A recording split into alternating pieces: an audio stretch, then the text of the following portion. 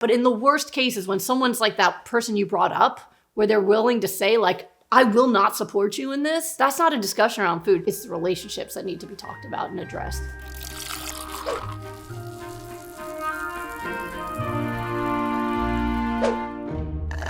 I've always heard that a loving family member will support someone if they're sick or in recovery. So when you say it's a relationship problem, why do you think these people do it? Are they maybe addicted to the food themselves, or are they just unkind people? Well, you're digging in deep here, Chef AJ. So a lot of this has to do with the dynamics of personality disorders and codependency. So these are big words, but basically you develop your own sense of yourself and your self-esteem and your beliefs in yourself as a child, usually between the ages of like 3 to 6, unless something traumatic happens.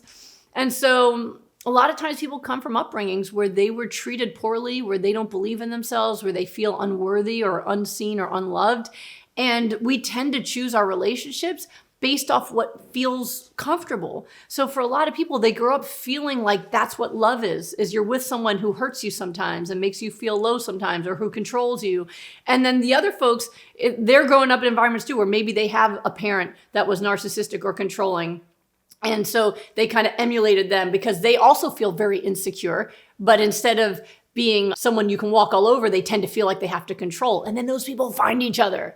And so it's called codependency because they depend on each other being, being unhealthy, right? Like you need to be weak so I can control you, and I need you to control me so that I can continue being weak. And so it both works and doesn't work because both people are unhappy, but they're addicted to the dynamic. And oftentimes the one who's more weak and being controlled has a belief system that if I just love him enough, he's going to change. They're like, oh, he can be mean and controlling, but I'm going to help him and I'm going to make him better. And so it becomes this dynamic where they're addicted to the malfunction. And so if one of them now starts to be different, imagine you're the one that's usually being controlled, but now you've got arthritis and you're sick and you have to change your diet to get better. And so you start to push back a little bit because you're like, I can't do what you do all the time.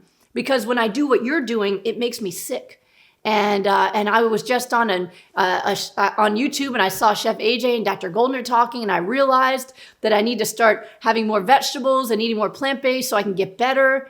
And the other person's like, no, I make the rules.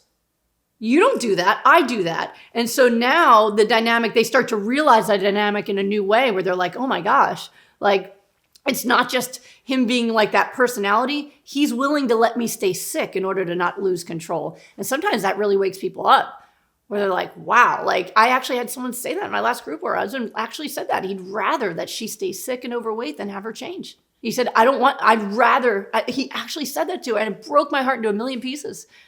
And I'm like, you deserve better than that. Now whether or not she chooses better, that could be months, years, or never away. That's therapy.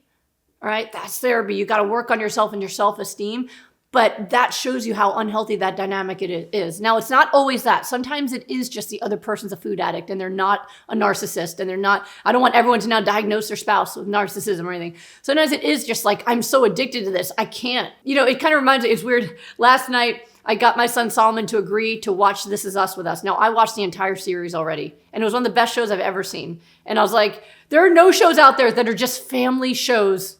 So he watched the first episode with me last night, and he's like, all right, it made me cry already. I'll watch it with you, right?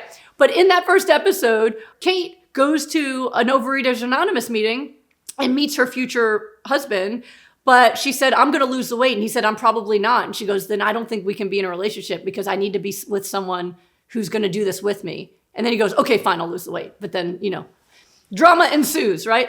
But sometimes it just turns into that where people realize they don't work out together for that reason. I had friends where that happened. She wanted to get plant-based, lost all the weight, and the husband didn't. And it just didn't work out. So it's not always that. But in the worst cases, when someone's like that person you brought up, where they're willing to say like, I will not support you in this, that's not a discussion around food. Another example of where that comes up, Schiff, is grandparents. Sometimes people will tell me like, my mother-in-law says that it's wrong that I'm not giving the kid meat and she refuses to keep giving him meat. What should I do? And I'm like, you need to talk to your mother-in-law because this isn't about food. This is about respect. You are the mother. You are the mother and you get to decide how you raise your child. She already had her turn. So you need to have a conversation not about whether meat is healthy. The discussion is, I need you to respect my parenting, or else my child won't be able to hang out here unsupervised. And I don't want that. I want him to have a grandparent relationship with his grandparent. But I need to know that you support us and that you're not going to sabotage something that matters to us. So people often want to make the discussion around food. It's the relationships that need to be talked about and addressed.